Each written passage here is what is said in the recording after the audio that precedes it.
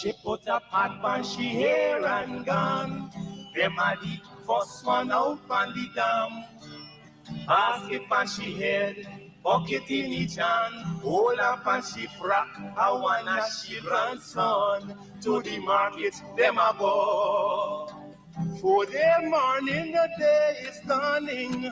For Crow to give the villagers a warning. Rise and shine, the birds them a sing. All animal take turn as them join in the waking. Crow, dagaba, donkey bray, horse and they even duck a quack. Crow, dagaba, donkey bray, horse and they even duck a quack. Come and hear this sweet story that tell the people about life in the country. All day a back down, me now a come home. Inaga, jackass guy for fetchy load. Cockle shy hand, bag over shoulder, running by his side, a Rexy and Rover. From the farm, them a come. Sun a go down, but up the river. Some washing clothes, some folks are bathing at the water. Fisherman, they catch them a bring. From a canoe boat, man, them start offloading. All right, life in the country indeed. Good night to all of you, every single one of you, and welcome to Anansi Web Education. We're back again with our program. President David Arthur Granger is with us, as always, ready to rock and roll. Tonight we are talking about the sugar industry. And as you know, the lies love to peddle by some folks. We'll be giving you facts tonight on the sugar industry and the estates and so forth to debunk the propaganda. But before we get into that, President Granger, how are you? I see you smiling and all decked out tonight. How are you, sir? Well, I'm happy to be on this program. Every week I'm coming into the homes of Guyanese at home and in the diaspora. And when I think of the theme song of Anansi Web Education, life in the country, I just recall how many rural families are dependent on the sugar industry. Most Guyanese are descendants of persons from Africa and Asia, India and China, and also from Madeira, who came to work in the sugar industry. So we're all concerned about the sugar industry. It was a rural enterprise. It's a labor-intensive enterprise. So when you talk about life in the country, my thoughts go back to the sugar industry. It goes back to the people who relied on the sugar industry. And I think they are now regretting the damage that was done to that industry by the People's Progressive Party, a party which claimed to like rural Guyana and like rural folk, but they really damaged that sugar industry badly. And this evening we will look at the damage done to the East Demerara estates. I think that is where the damage was felt most. We still have the sugar industry existing in East Babis and West Demerara, but the damage in East Demerara was tremendous, and of course is irreversible. I don't think you could ever reestablish sugar industry in East Demerara after what the PPP did between 1992 and 2015. But life in the country goes on, and we, the survivors, on programs like Anansi Web Education, must try to make sure that no party could damage the workers and the villages as severely as the PPP did between 1992 and 2015. Well said. Thank you so much. And for those of you who have now joined us, wherever you are, good night and welcome, or good morning, wherever you are. Good night. Welcome to Anansi Web Education. We're talking about the sugar industry and how the PPP destroyed that industry. There's always been this false perception that the sugar industry is only concentrated on one particular ethnic group. President Granger is correct. All Guyanese worked on the sugar estates. They continue to work on the sugar estates, on the quarantine. A lot of folks, it's a mixture of between African and Indians, of course, but they've always, even before indentureship, Africans have worked the sugar estates, the industry. and they continue to. So it's not a one-sided, somewhat kind of thing. It's a Guyanese thing, and don't have people paint this impression, give you this perception that it's just a one ethnic group something. It is not. And let me just take this time out to say good evening to the Parks, the Grays, and all those hardworking sugar workers. Haridat, Hardawar, my good friend on the quarantine, and all those folks who have worked and continue to work in the sugar industry. President Granger, let me just say, welcome all of our listeners as well. You say life in the country. I remember on the quarantine, people get up 4 o'clock in the morning, 5 o'clock in the morning, and by 5:30. Oops, did I say 5:30 in the morning? Yeah, I think many Guyanese will not remember what happens at 5:30 in the morning anymore. Indeed. Let's get down to business here. Thank you all again for joining us. Today, we talk about the Guyana Sugar Corporation and the fact that it's employed over 20,000 workers when the PNC administration left office in 1992. Gaisuco employed about 15,000 workers when the PPP administration left office in 2015. This meant that the PPP removed 5,000 or over 5,000 workers off the payroll and closed several East Demerara estates between 1992 and 2015. I repeat, Gaisuco employed about 15,000 workers when the PPP administration left office in 2015. This meant that the PPP removed, now listen carefully, they removed over 5,000 workers off the payroll and closed several East Demerara estates between 1992 and 2015. Anansi Web Education, our program examines this topic, the PPP's destruction of the East Demerara sugar estates, with the aim of addressing the following questions. First question, President Granger. Why did the PPP's destruction of the East Demerara sugar estates occur after 1992? Well, it was the opportunity provided by the PNC's loss of office in 1992. So the PPP, this is the first time since nationalization in 1976, 16 years after nationalization, it's the first time the PPP is getting its hands on the sugar industry. And in previous Anansi programs, we dealt with the struggle for union recognition in the sugar industry in 96-4, bloody struggle, when the GAU called a 165-day strike and hundreds of persons were killed. So this is now the PPP's moment to shine when they are in sole control of the sugar industry. So from 1992, we started to see changes. In the colonial period and under the PNC, there were systems in which young cadets, bright cadets were selected for managerial and technical positions in the sugar industry. And many of them were highly trained at universities overseas and elsewhere. And there was a core of experienced but committed engineers and managers, soil scientists, and so on in these in the estates. I myself, as a youngster, actually worked on Sapphire Estate.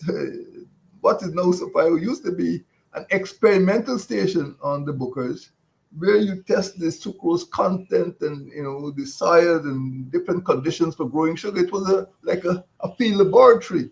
So the industry was highly it's a highly scientific industry. But when the PPP got in, they were more selective, and a lot of the educated people, a lot of the experienced managers were driven out of the industry. The PPP started to run it on political lines. Well, once you are producing a commodity for the international market, you have to be very careful with your technology and your science and your managerial systems. So from 1992, the PPP started to control the sugar industry as if it was a branch of the PYO or PPP. So the relations with GAU which were assumed to be cordial, started to sour. And many people, many young school leavers and university graduates who were previously attracted into the industry started to leave. And of course, it was a period in which the PPP did not seem to have any interest in retaining certain types of persons.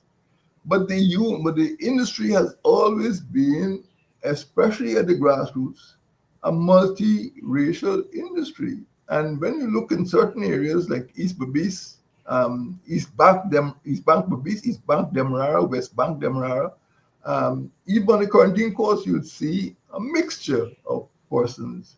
So when the PPP tried to run the industry as a party, a branch of the party, I think we started to run into some serious problems here. So 1992 was key because they inherited an industry with over 20,000 workers. But by the time they left office 23 years later, over 5,000 or more workers had quit or had been removed deliberately. And tonight we're looking particularly at the East Demerara estates, and so we must see 1992 as being a watershed year in which an industry which was not doing particularly well became a disaster in the 23 years after 1992. So 1992 was critical because the PPP started to run the sugar industry as if it was a branch of the party, and instead of being a modern agro-industrial complex based on foreign markets. Thank you so much, President Granger. And it is true, the evidence is there that the PPP believes that the Gaisuco is part, it's an arm of the PPP, and they give that false perception of what the industry is like and the reflection of the workers. There's especially in the East Quarantine Berbice and other parts where sugar estates are, they have different groups, ethnic groups working there, whether East Indians, whether Africans, they're all working the estates, and the PPP wouldn't want you to know that part. But as we move to the second part of tonight's discussion, the second question, who was responsible for the destruction of the East Demerara estates? Well, the answer is easy, frankly, because East Demerara estates comprise, Diamond on the East Bank, and then you had Ogle, LBI, and more Lusignan. When the PNC left office in 2015, in 1992, there were 8 estates functioning in the entire country. But the PPP, in its wisdom, shut down Diamond, amalgamated all of the East Demerara estates into one unit called the East Demerara estates. So it was not, they were not being run as separate estates. They were being run like one conglomerate. And they appointed their own chairman of the board. They appointed the Minister of Agriculture, and they appointed the chief executive officers of the Guyana Sugar Corporation. So at all levels, ministerial, the board, and the chief executive officer, the actual corporation, were controlled by the PPP appointees.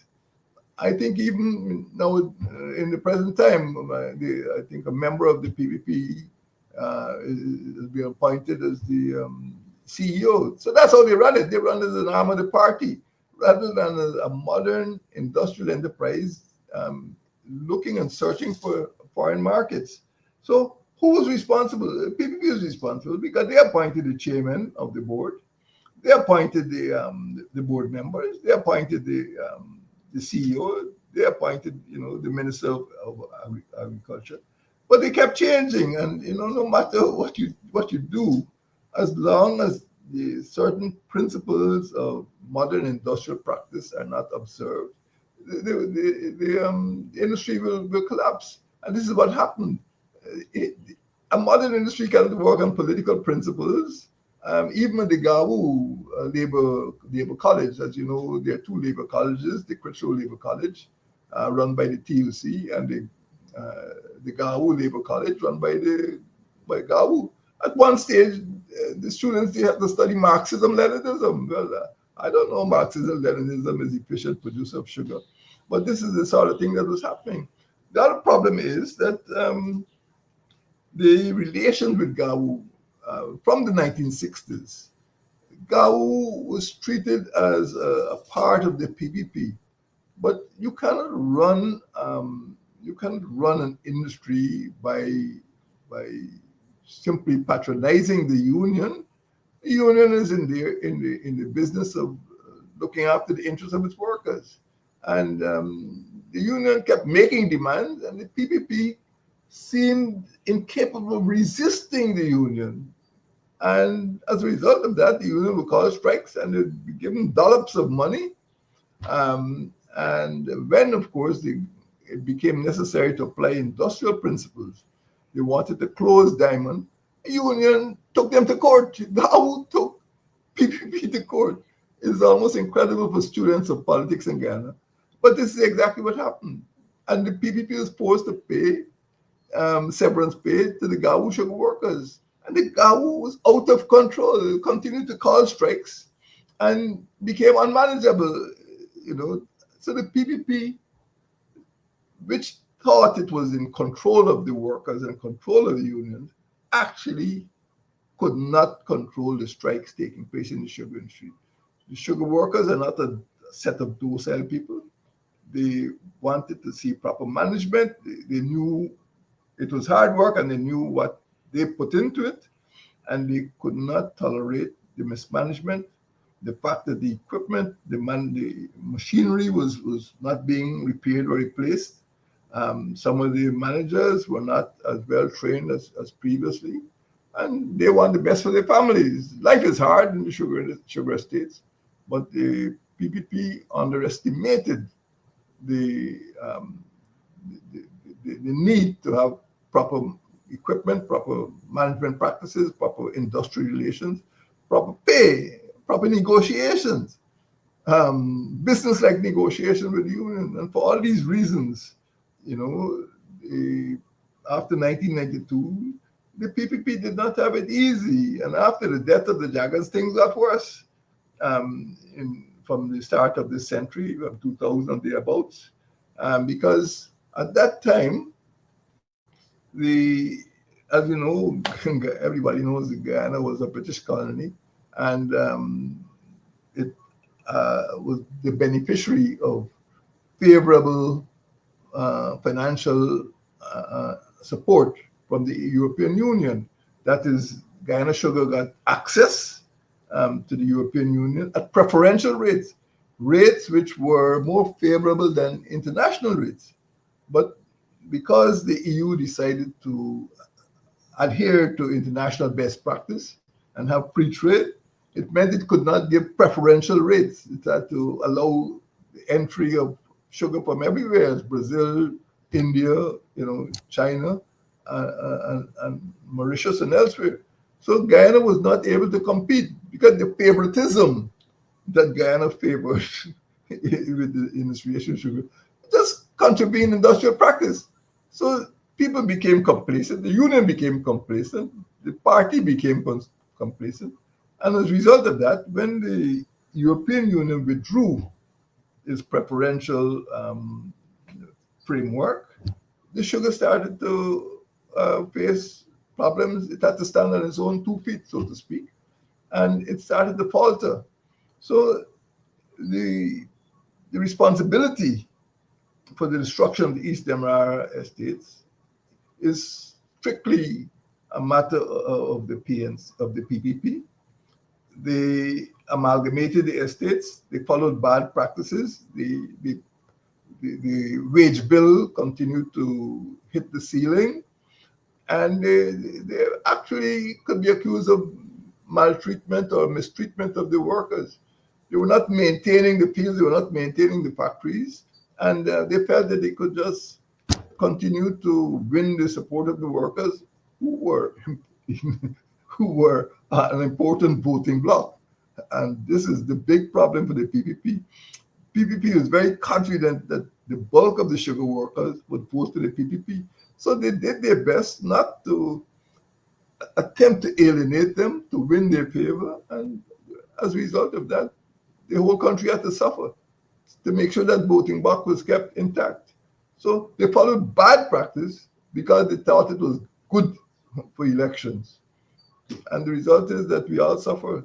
So in terms of responsibility, the PPP just followed bad practices, bad relations, with the unions, bad, management, of the fields and the factories, and of course, they weren't able to command a significant part of the international market, even though the industries in some other Caribbean countries were collapsing. Gaisuko and the PPP administration could have filled that void. Sometimes, it is almost embarrassing when you travel overseas and you see some packaged brown sugar. The sugar come from Louisiana or Belize or Mauritius. And the most embarrassing thing is that some of the sugar is called Demerara sugar. But for a long time, that sugar did not come from Demerara at all.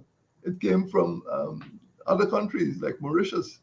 So there was a big problem in the PPP, and they just followed bad political advice and led to the ruination. So on the East Demerara, particularly, they attempted amalgamation. They wanted to migrate the industry from East Demerara to East Berbice, and I think they completely mismanaged that process. The result is that they destroyed the industry in East Demerara altogether, and they thought that the Skeldon estate would be that silver bullet that would, the genius who invented Skeldon thought that would solve all the problems of the sugar estate, but he's completely wrong, and nothing's coming out of Skeldon now. And when you look at what happened, even in West Demerara, a place like Wales, the machinery, the factory was not being maintained. East Berbice, even in Rosal Kanji, and certainly Diamond, just the maintenance was so poor that some of it is just good to scrap. In my own visit there, as I mentioned before, the workers were working at cannibalizing spare parts from other factories. So the PPP really messed up big time in East Demerara, big time. They tried to move it out of East Demerara, and it was completely mismanaged. A disaster indeed, completely mismanaged. Our third question, what has been the impact of the PPP's destruction of the East Demerara sugar estates? It's tremendous. We saw the record from 1992 to 2015. The PPP reduced the sugar workers, sugar industry, by over 5,000. And then sugar estates were closed, bad investments, and people were becoming frustrated. And then back to the question, what has been the impact of the PPP's destruction of the East Demerara sugar estates? The immediate impact was the retrenchment of workers, dismissal of workers, the reduction of the workforce. And of course, it is accepted that in communities close to sugar estates, there is a spin-off effect or impact because of the way the sugar industry developed. In colonial times, it was prudent or expedient for the British to have the sugar workers living close to the estates. And they became dependent, Shops were open, people would open different types of facilities to support the workers. Very often, a man would be working, his wife would be working, and sometimes the village, would be providing materials and so on to support the estate. So the estate became part of the community. Many of them were living on the estate, and of course, the workers got tremendous amount of benefits. If you read about the benefits that sugar workers got, in terms of not only NIS, but also in terms of, medical benefits and holidays with pay and other facilities, it was posh. It was posh. So when the carpet was pulled from under the sugar industry, all those facilities were removed.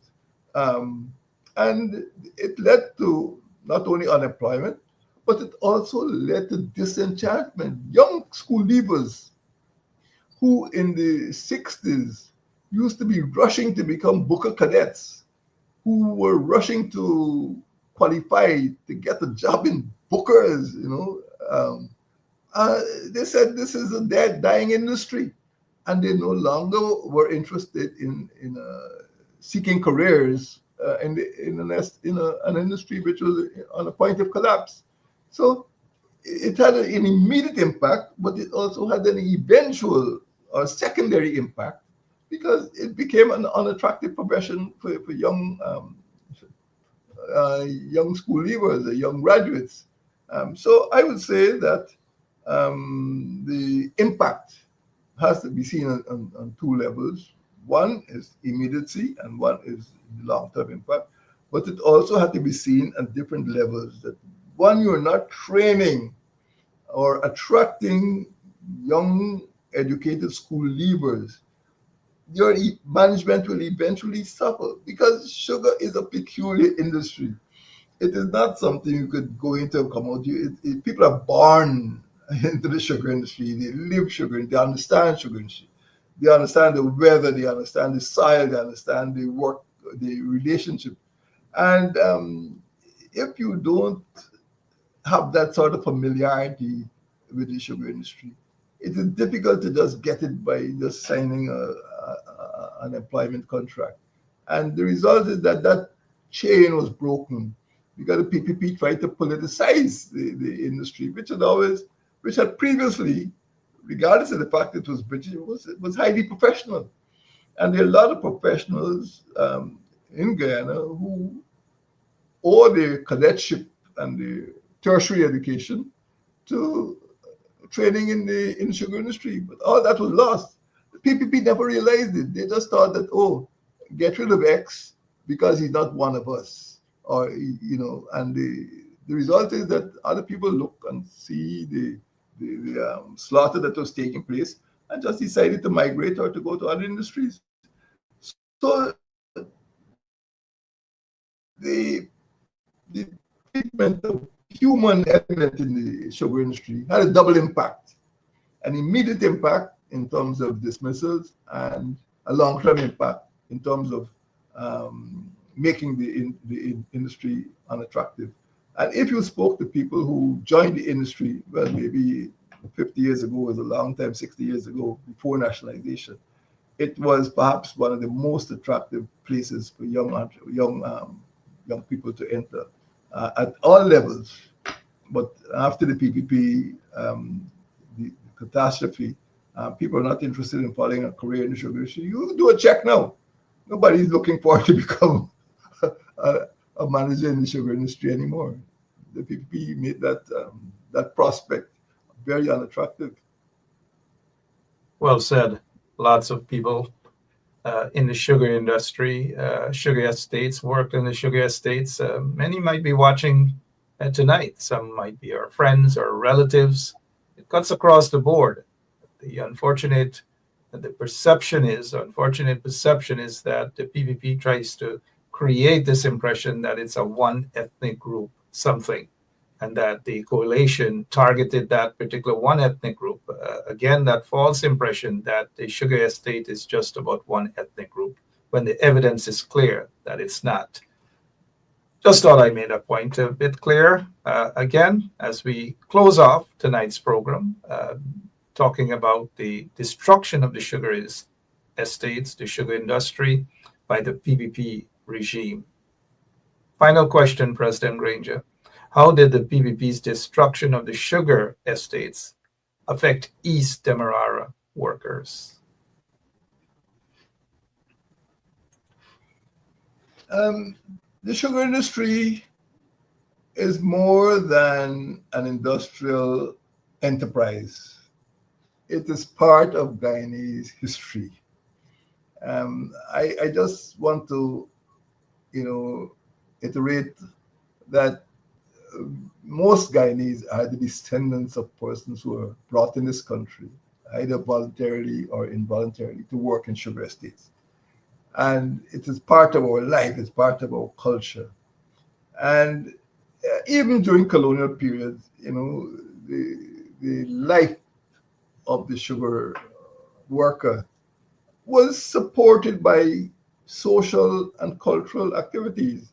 Many well known cricketers in Guyana grew up in rural areas and hit their first ball on a community center run by the sugar industry.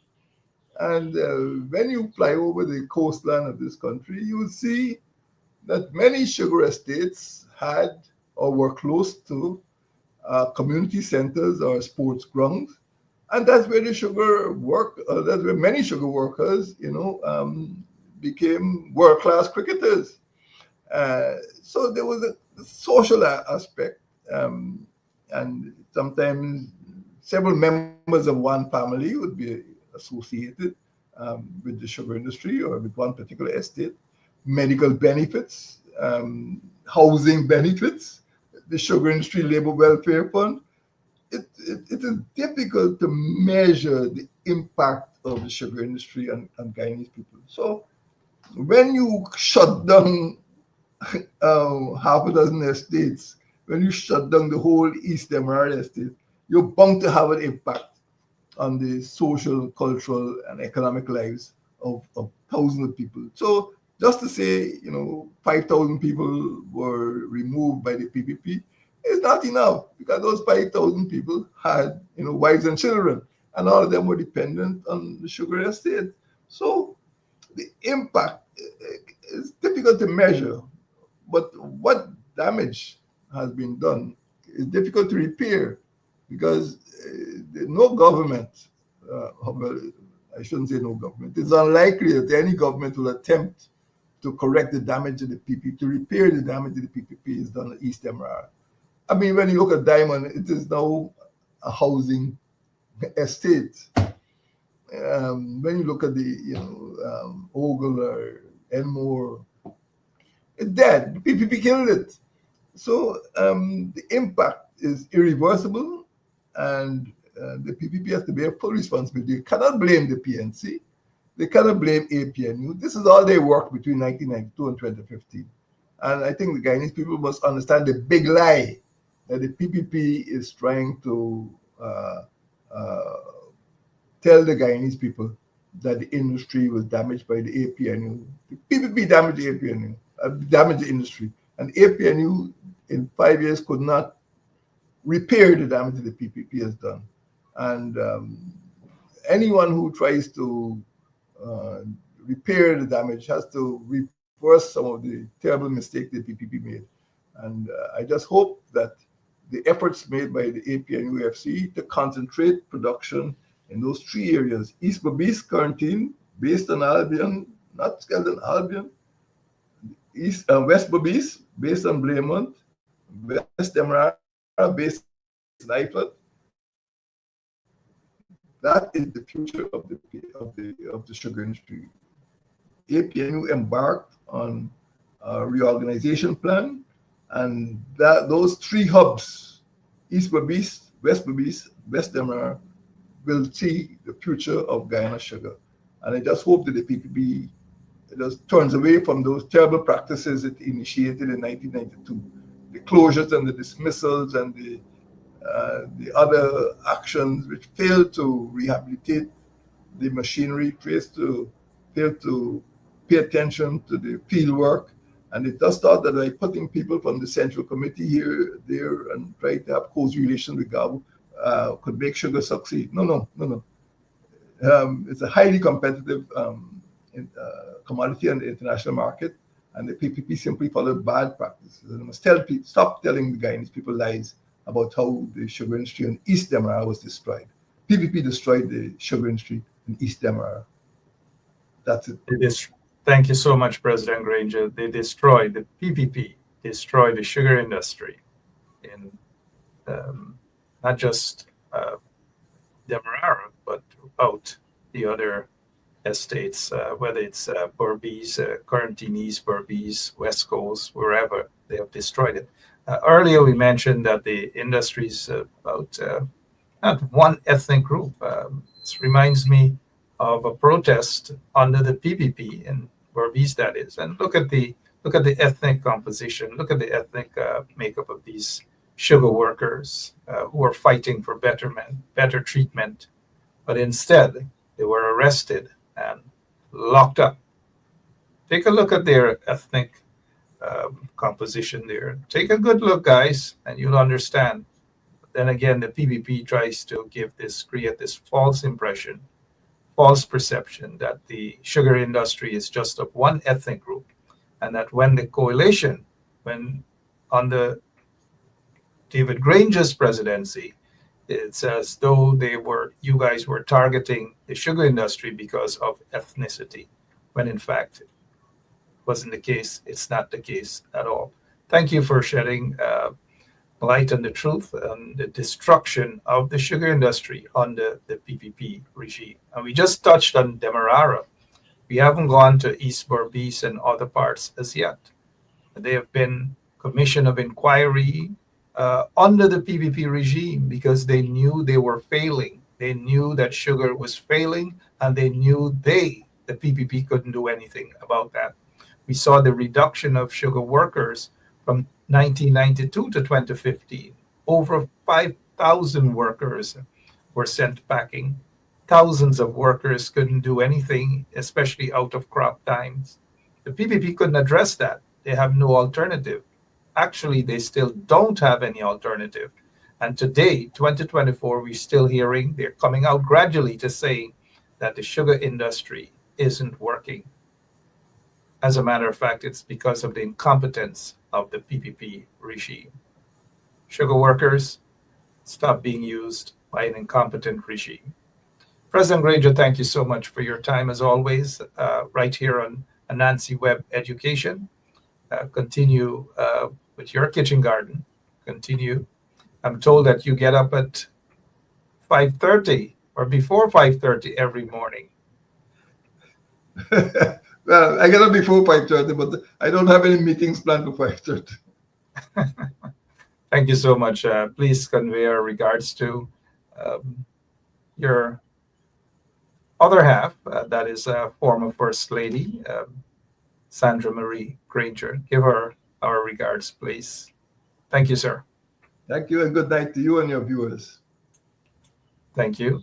And to all of our viewers, listeners, wherever you are, thank you so much.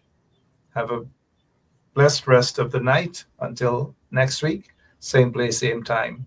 Don't forget, as we leave you this evening, the PPP destroyed, and they continue to destroy the sugar workers, the sugar industry. They have no plans, none whatsoever. God bless you all.